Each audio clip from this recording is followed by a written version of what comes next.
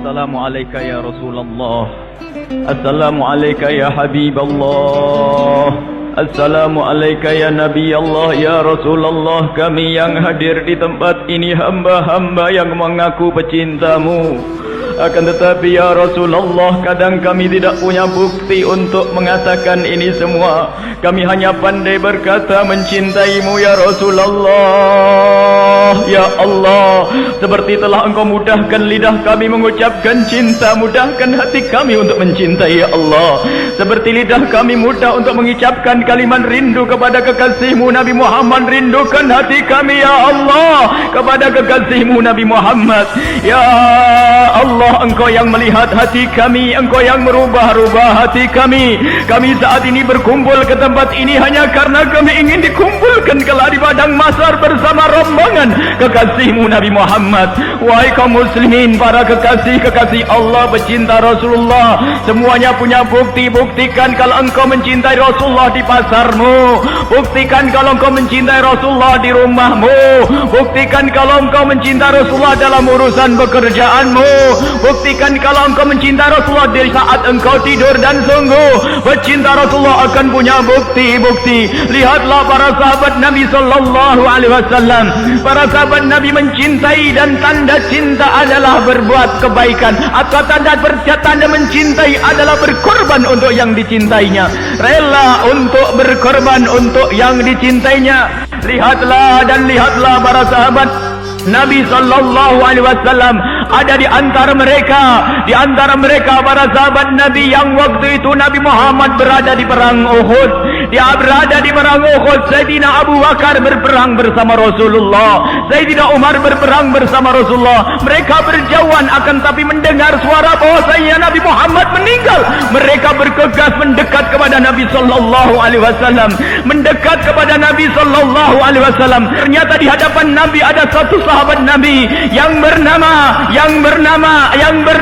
salah satu sahabat Nabi sallallahu alaihi wasallam yang bernama Abu Talha bin Ubaidillah. Abu Talha bin Ubaidillah berada di depan Nabi Muhammad dan berkata, "Nahradzunna nahri ya Rasulullah." Sebelum leherku dulu yang boleh dipenggal ya Rasulullah. Sebelum badanmu biar badanku yang menjadi tameng ya Rasulullah. Sebelum nyawamu biar nyawaku ya Rasulullah. Sehingga saat itu Abu Talha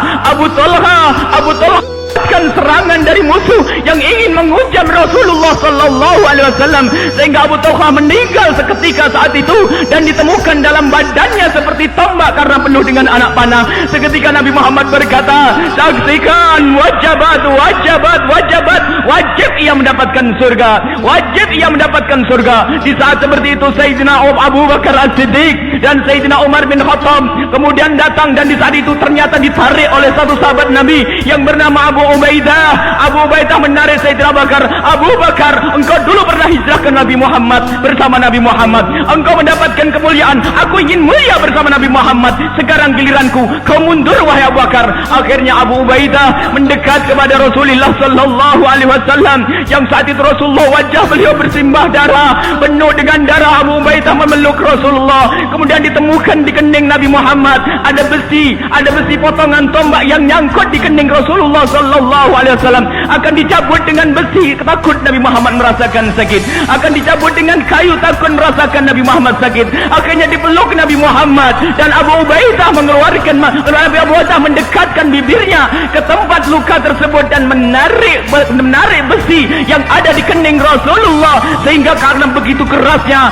sangkutan, karena begitu kuatnya besi tersebut sampai giginya terjatuh dan diulang lagi jatuh gigi yang kedua, hingga berhasillah mencabut besi yang menancap di kening Rasulullah sallallahu alaihi wasallam. Kemudian setelah itu para sahabat Nabi melihat Nabi Muhammad berdarah. Abu Ubaidah mengusap langsung darah Nabi Muhammad sallallahu alaihi wasallam. Akan tapi bagaimana Abu Ubaidah mengusap kening Rasulullah? Lihat, tidak diusap dengan bajunya, tidak diusap dengan tangannya, tidak diusap dengan sapu tangan atau tisu. Akan tapi saat itu Abu Ubaidah mendekatkan mulutnya ke darah yang bercecet, ke darah yang memenuhi wajah Nabi Muhammad sallallahu alaihi wasallam, dan diisap itu darah darah. Nabi Muhammad berkata, muntahkan, keluarkan darah itu. Beliau berkata, demi Allah, tidak akan aku keluarkan ludah darah ini dari mulutku, dan ditelan. Kemudian Abu Ubaidah setelah membersihkan darah Nabi sallallahu alaihi wasallam dengan mulut beliau, kemudian beliau keluar amarah, kecemburuan kepada Nabi sallallahu alaihi wasallam, kemudian meninggalkan Nabi. Akan aku habiskan musuh-musuhmu ya Rasulullah. Kemudian berjalanlah Abu Ubaidah menjauh, dan Nabi Muhammad berkata, siapa yang ingin melihat ahli surga berjalan di atas bumi, ahli syahid yang masih hidup, itulah Abu Ubaidah. Itulah perjuangan untuk Nabi sallallahu alaihi wasallam.